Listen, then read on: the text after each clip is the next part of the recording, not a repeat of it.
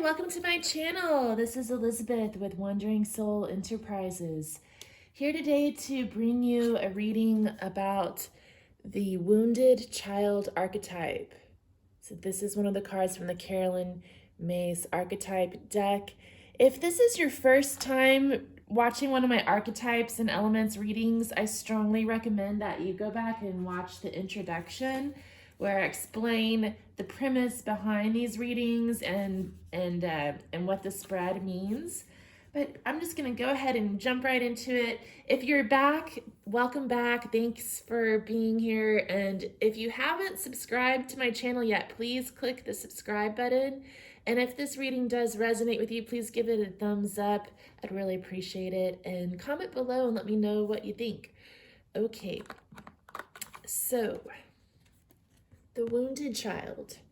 The light attributes are that it awakens compassion and a desire to serve other wounded children, and it opens the learning path of forgiveness. In its shadow, it blames all dysfunctional relationships on childhood wounds and resists moving on through forgiveness. So each of us has a child archetype. There's different types of child archetypes, and usually one of them dominates over the others. So the wounded child holds memories of abuse, neglect, and other traumas endured through childhood. And they might use that experience to help other wounded children. It often opens the learning path of forgiveness. And in its shadow, it might lead to self-pity, blame, and resistance to moving on through forgiveness. To decide whether this is one of your core archetypes, look for a habit of blaming a painful childhood for all subsequent dysfunctional relationships. Okay.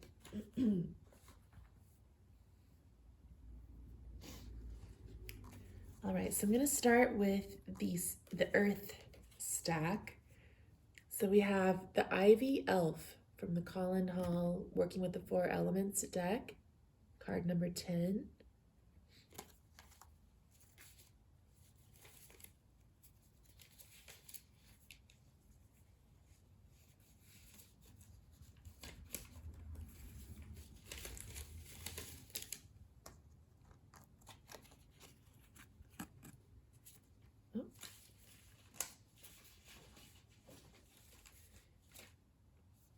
I just lost it.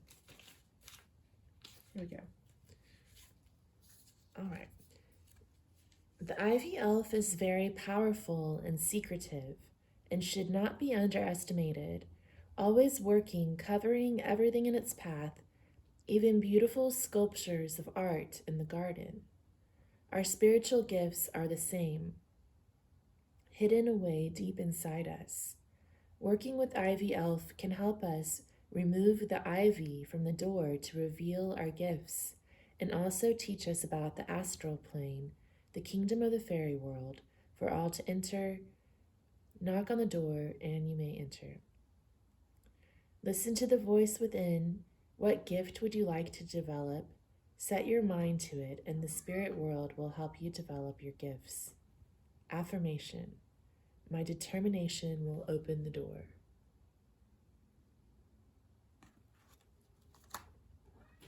Okay, so from the Sailor Jerry playing cards, we got the 7 of Diamonds. From the Rider-Waite, we got the Queen of Pentacles. From the Wildwood Tarot, we got 7 of Stones, Healing. And from the Antique Anatomy Tarot, we have the 9 of Coins. Okay, so with the 9 of Coins being here, I feel like this is about self-sufficiency, learning to stand on your own 2 feet. And with the Queen of Pentacles, I'm getting that vibe of really taking care of yourself and others, carrying your heart like a newborn child.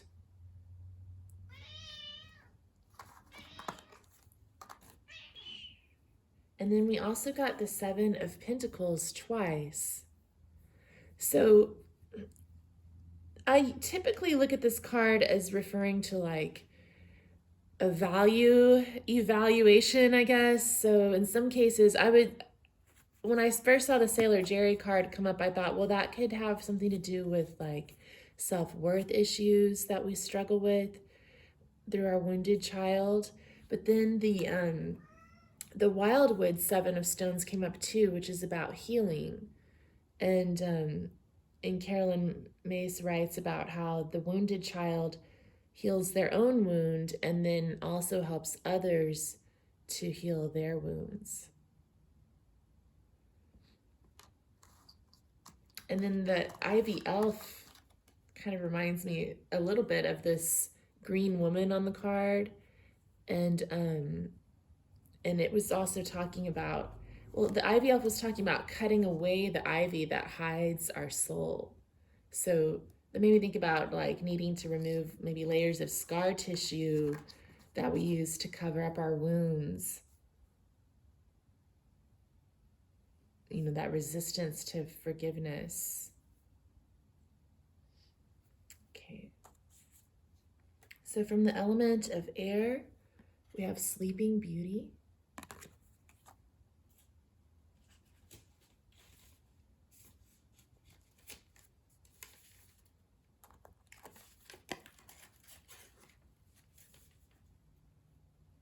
In sleep, we are entering the astral world, a meeting place to our loved ones who've passed on, also angels and elemental spirits.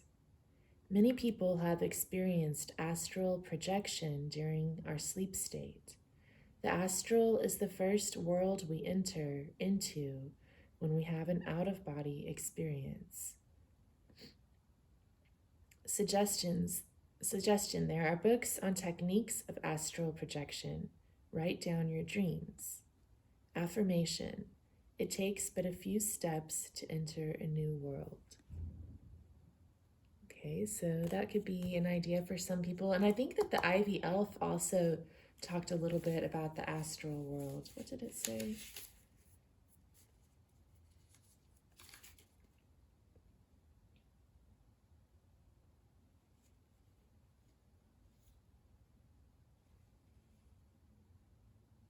Maybe not. I thought it did. Oh yeah, it did.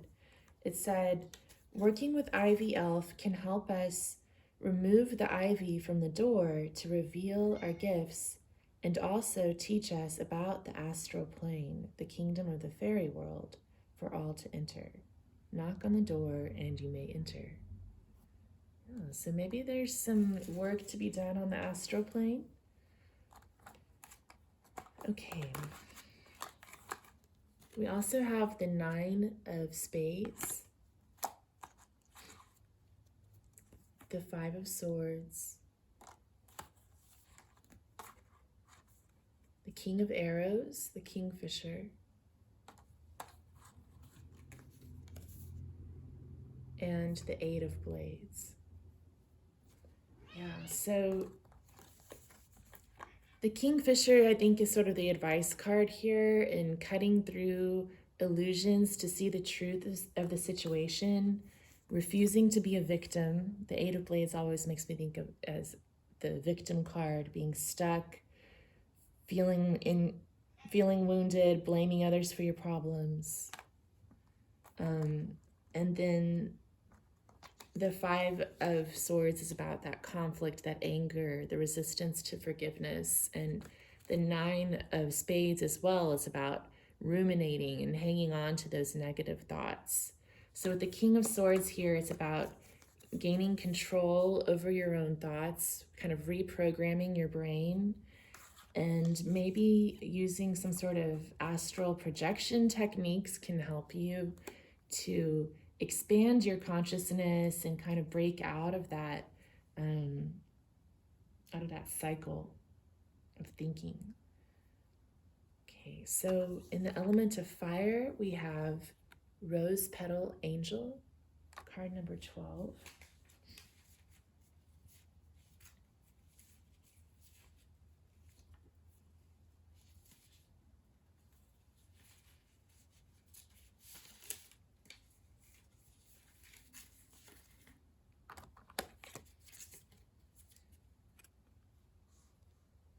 Inside the dark shell of every flowering bud lies a wonderful, delicate petal, patiently growing each day with the help of the sunlight of God. When the time is right, the bud will open to allow the petals to burst open like the facets of a diamond in their full color and fragrance. It is the same light that is around us all the time. Go into the stillness and, like the bud, absorb the light of God. You will find so doing. Your aura, like the petals, will expand to the angel kingdom. Suggestion: it's up to us to polish the facets within. Affirmation: the power of God is round us like the rays of the sun. Oh, that's some nice advice. So to go within, take responsibility for your own heart, and to call on God to help you heal.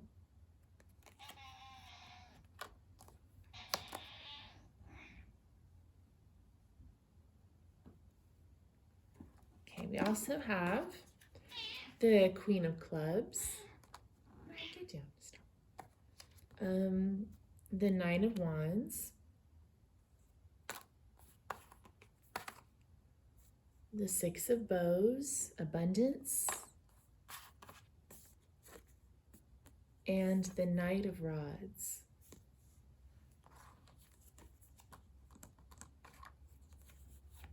Okay.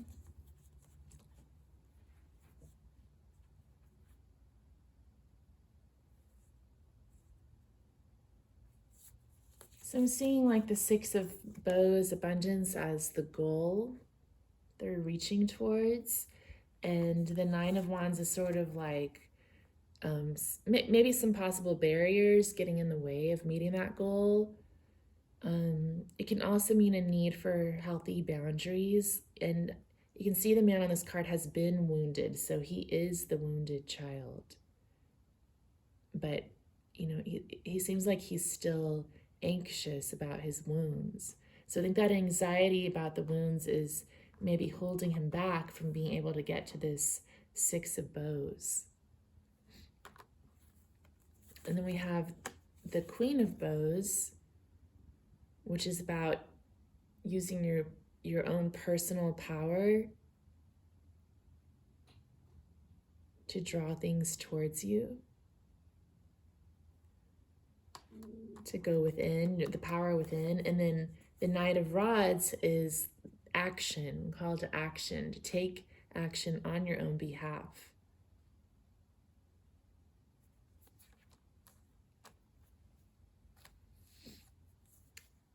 So for water, we have Rose and a Wave, card number 10.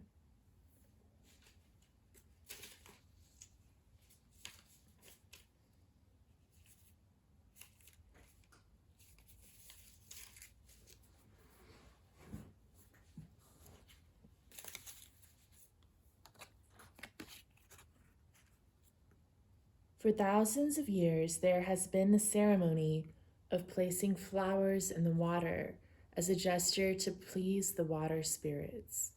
Also, it is a tradition when somebody is drowned at sea to place flowers on the water as a mark of respect. With doing so, you are connecting to the water spirits and the angels. Archangel Gabriel is connected to water.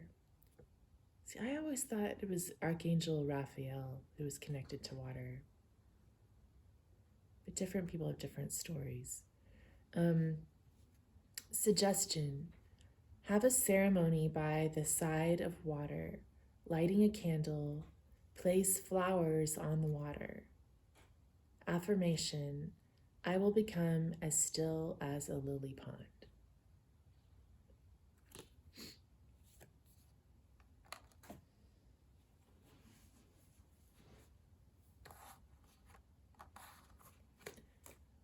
Okay, so we also have the Ten of Hearts, the Ten of Cups. That's funny because I think the last reading I just did had both of those. The Seven of Vessels, Mourning, and the Three of Elixirs.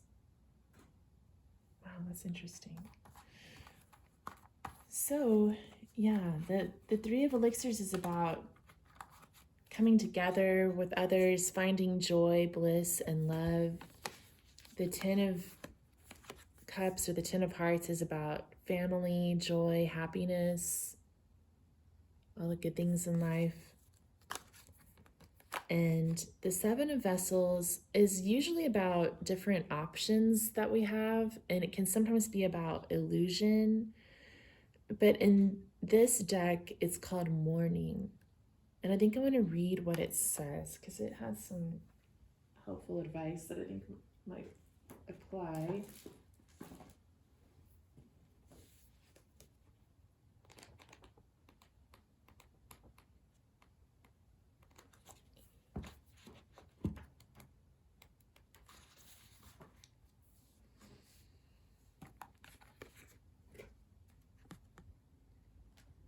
This is a time to honor what is dead and mourn for what has gone. Learn the lesson of letting go by offering thanks for cherished memories and being at peace with the past. Mourning serves to ritualize the process of being at peace with loss and honor the passing of what is important and significant in a personal relationship. It allows the tidal flow of emotions to rise and fall naturally through the psyche and bring a sense of closure or completion and peace. This may take time, of course, and some losses are felt more acutely than others, as mourning is a very personal and individual process, sometimes taking years to complete.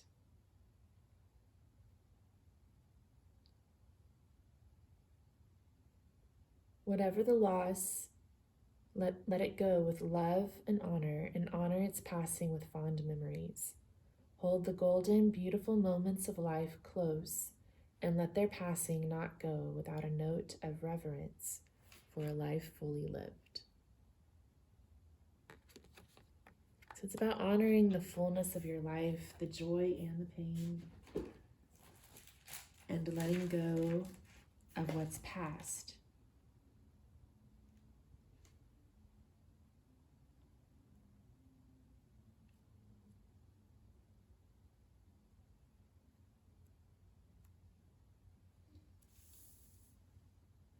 Okay. So, I think that ties back into what we were saying over here with the swords about the Nine of Spades coming up and ruminating over those negative thoughts and things. It's time to let those go because they're getting in the way of the happiness and the joy that can come when you let the old pass away. And with the rose and a wave being here, I think that's also kind of talking.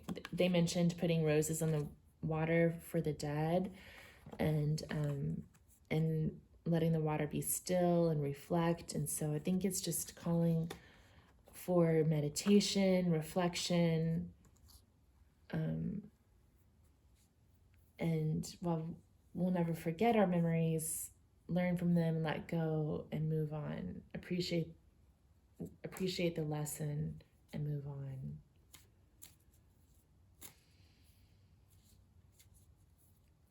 Okay.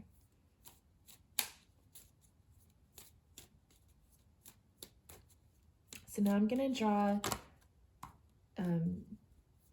cards from the major arcana of each of my tarot decks to represent ether, the fifth element.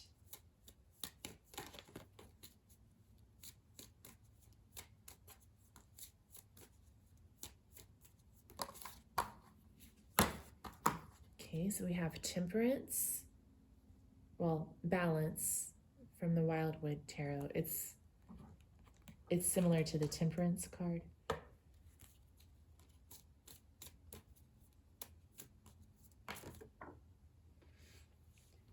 We have the Hermit.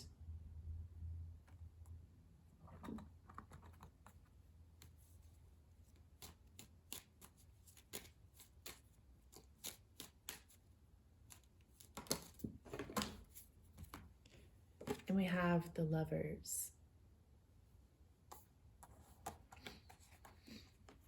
So Temperance and the Lovers are both about balance, the need for a healthy balance and polarity in relationships.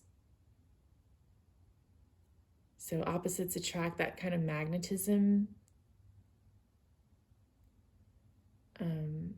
And Temperance, in addition, can also be about healing.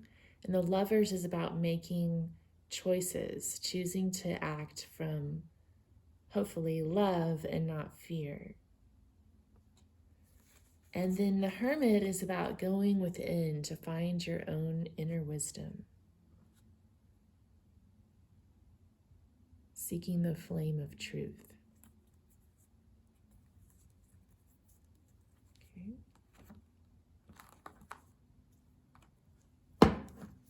I'm going to draw a card from the Goddess Inspiration Oracle.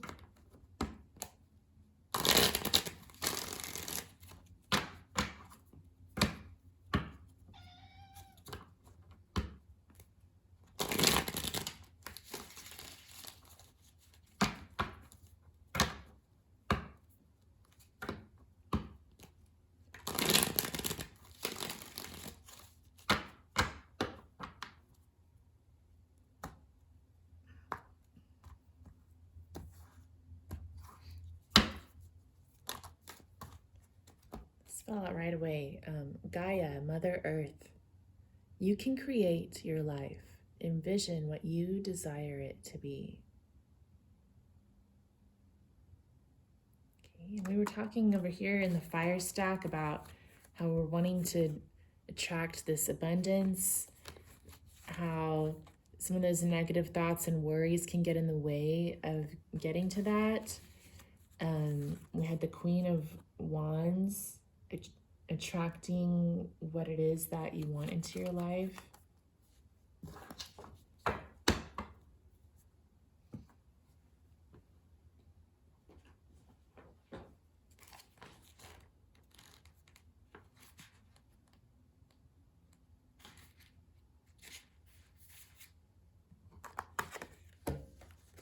So Gaia is associated with creation, the earth, and connection. In ancient Greece, the earth was personified as a mysterious goddess called Gaia, a cosmic procreative womb who emerged out of the primeval void called chaos. It was believed Gaia existed before all other life. She was also credited with creating life. Though Gaia was powerful unto herself, she did not choose a solitary existence. The goddess formed from her womb the sea, which she called Pontus, and the sky, which she called Uranus. She took Uranus as her husband. Sky lying upon earth created numerous children within the goddess's great womb. The myth of Gaia reminds us of the interconnection of the world and the importance of living in harmony with its resources, as well as our fellow humans.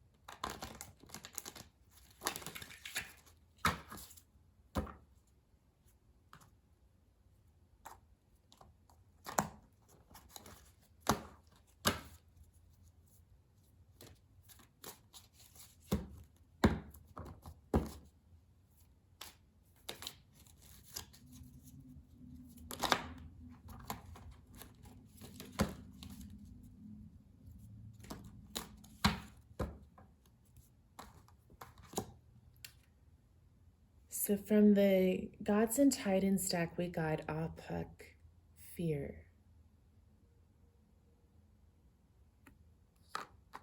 He's a scary guy. Let's see.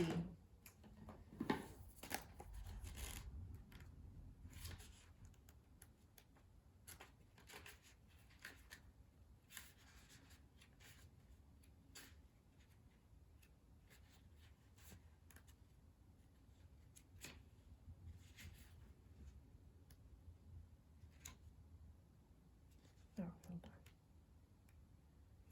Okay.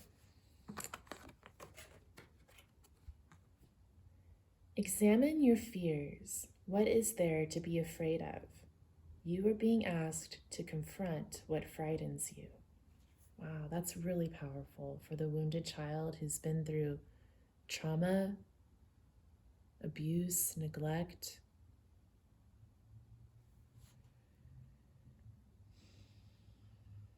Apuk is the Mayan god of the dead. While most cultures have a god ruling over the underworld or death itself, the Mayans had a number of gods ruling over 9 levels of hell, and Apuk was the most feared. He doesn't show up quietly for you or even wait patiently for your death. He hunts you. Normally pictured as a skeleton or with bones on his head and wearing bells, he is the most senior of all Mayan death demons. Living on the lowest level of the underworld, known as Mitnal, Apuk rises up and stalks city streets at night, looking for his next victim. The Mayans feared death, and they were always aware that Apuk could indeed be waiting around the next bend to take them. In fact, it is said that few people went out on the streets at night because it was difficult to see what lay ahead. They especially avoided going out at night if there was a sickness within their homes, as they greatly feared death through sickness. There is only one way to scare Apuk away, and that is to scream and shout. Testimonies from the Spanish conquistadors include passages describing the loud wailing and screaming of the families of those who were extremely sick or had passed. It seems strange to the Spanish that the noise didn't extend into daylight hours. What they didn't realize was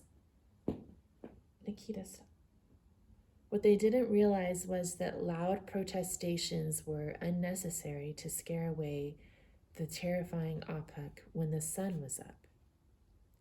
Should Apuk come ringing his bells, fear may be in your consciousness. What are you most afraid of? Are you afraid of being judged by others? Do you fear being ridiculed or not measuring up? Examine if your fear is real, if it is something that can truly hurt you, something you have control over and can change, or something that you can simply re-examine and let go of if need be. What can you do to break the hold that fear has on you?